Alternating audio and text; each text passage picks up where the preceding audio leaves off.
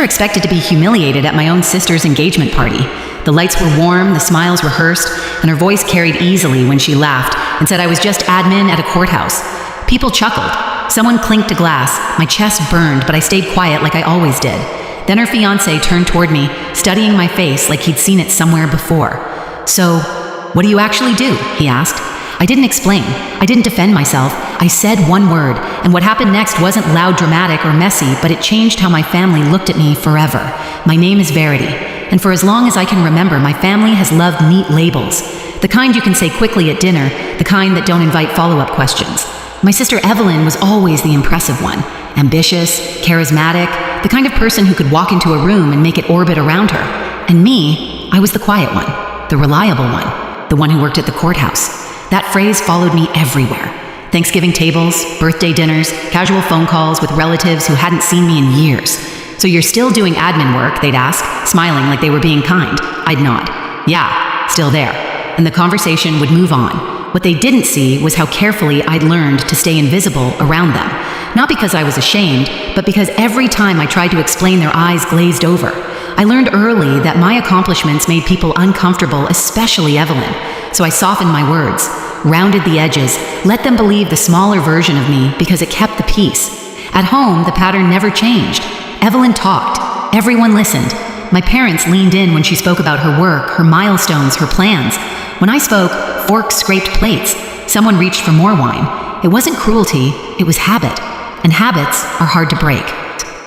There was only one person who ever looked at me differently, my cousin Lily. She noticed the late nights, the way I carried myself, the way my phone buzzed at odd hours.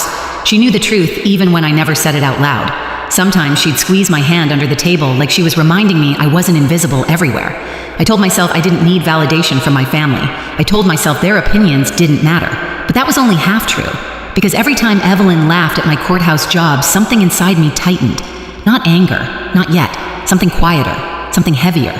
By the time her engagement party came around, I already knew how the night would go. I'd arrive early, I'd help where I was needed, I'd smile when introduced, I'd leave before anyone noticed I was gone.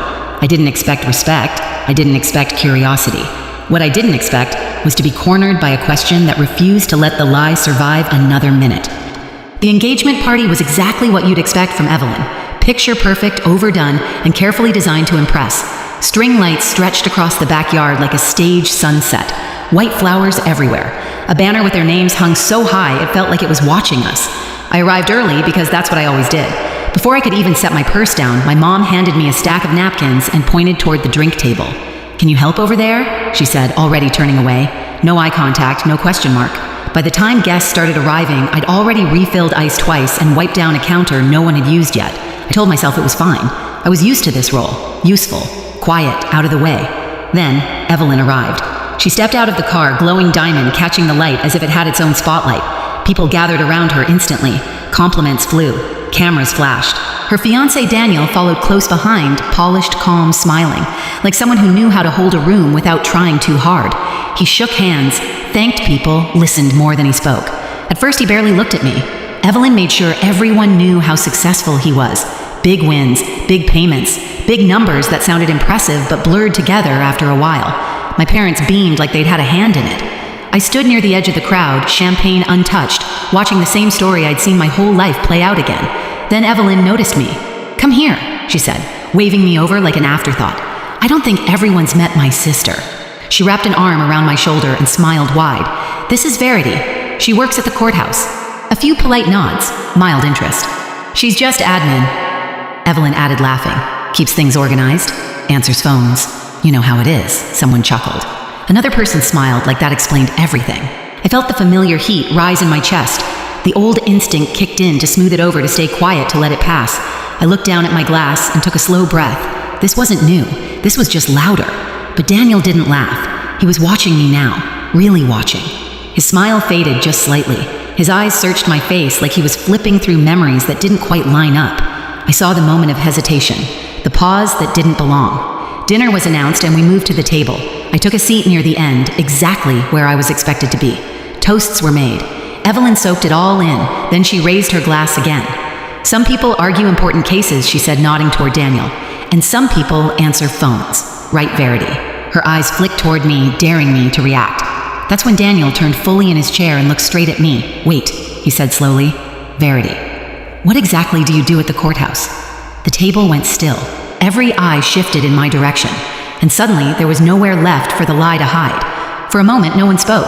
Not because they were being polite, but because the question didn't fit the script. It hung there awkward and exposed like a wire pulled loose from the wall. I felt every pair of eyes on me, felt the weight of years pressing into my shoulders. I didn't answer right away. I looked down at my hands resting on the table. One thumb traced the rim of my glass. The wood beneath my fingers was cool, solid, real. I could hear the low hum of the outdoor lights, the faint clatter of dishes from the kitchen. Life continuing even as something quietly cracked open. In that pause, 1,000 small moments rushed in. Every holiday where I'd been asked to help set up. Every dinner where my work was summarized into a single word that made people comfortable. Every time I'd chosen silence because it seemed easier than watching disappointment flicker across my parents' faces. I remembered standing in my apartment late at night, shoes still on, rereading notes, preparing for another long day, knowing none of it would ever be mentioned at the table. I realized something then. I hadn't been protecting them by staying quiet. I'd been protecting the version of me they preferred, the smaller one, the one who didn't challenge anyone's pride. Across from me, Evelyn was smiling too hard. Her jaw was tight, eyes sharp, like she could sense the shift even if she didn't understand it yet. My mother stared at her plate. My father reached for his glass and stopped halfway, unsure. Daniel was still watching me, not impatient, not mocking, just waiting. The old instinct told me to soften it, to say something vague, to keep the peace one more time. But another feeling rose up, calm and steady. Not anger, not revenge, clarity. If I spoke now, the truth would land. If I stayed silent, the lie would keep living, and I would keep shrinking to make room for it. I understood then that this wasn't about embarrassing my sister or proving anything to a table full of people who had never really asked. It was about refusing to disappear anymore. I straightened slightly in my chair, set my glass down. The sound was small, but it cut through the quiet. My heartbeat slowed. The fear I'd carried for years loosened its grip just enough. I looked at Daniel first, then at my parents, then finally at Evelyn. And I knew whatever came next, there was no going back to who I'd been before this question. I didn't raise my voice. I didn't smile. I didn't explain. I said one word: judge. It landed softly, almost politely, but the effect was immediate. The air shifted. Not dramatically, no gasps, no shouting, but like someone had turned off the background noise of the world. Conversations died mid-breath. Forks paused halfway to mouths. Even the string lights seemed to hum louder in the sudden quiet. For a second, no one moved. My mother's face drained of color so fast it startled me. Her lips parted, then closed again, like she was searching for a sentence she'd never rehearsed. My father blinked hard, his hand tightening around his glass, before setting it down carefully, as if it might shatter if he wasn't gentle. Evelyn laughed. It came out sharp and brittle. "Oh my God," she said, waving a hand. "Very funny." I didn't look at her. I kept my eyes on Daniel. He hadn't laughed. He hadn't moved at all. His expression had changed in a way I recognized instantly. Not confusion, not anger, but recognition finally snapping into place. He leaned back slowly, studying me, like he was reassembling a memory piece by piece. "Judge," he repeated quietly. Then his eyes widened just a fraction. "Verity, Cole," he said. "The courthouse downtown." No one breathed. "You presided over my case last year," he went on. "The one with the corporate dispute. I stood in front of you, more than once." The silence deepened, heavy and undeniable now. Evelyn's smile froze. "What are you talking about?" she snapped, turning toward him. "She works admin. She answers phones. You've met her like twice." Daniel didn't look at her. "I know what admin work looks like," he said calmly. "And I know what a judge looks like." He looked back at me. "You were fair, direct. You didn't grandstand. You listened. That's why I remember." My father finally found his voice. "You're a judge?" he asked, disbelief thick in his tone.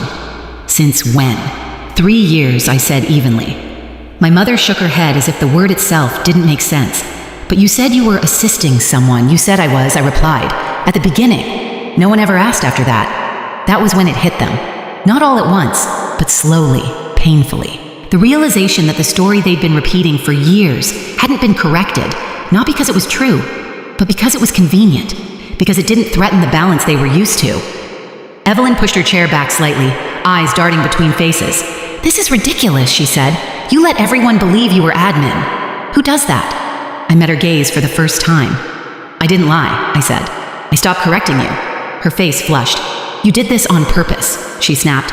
"You waited until my engagement party to embarrass me." I shook my head. "You embarrassed yourself. I answered a question you asked in front of everyone." She turned to Daniel, her voice rising.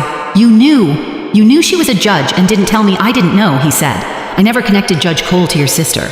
You never said her last name. You never let her speak. That landed harder than anything I could have said. Around the table, reactions rippled outward. My uncle stared at his hands, muttering something under his breath. My grandmother reached across the table and squeezed my wrist gently, like she'd been waiting for this moment longer than anyone. I always knew, she said softly. You carried yourself differently.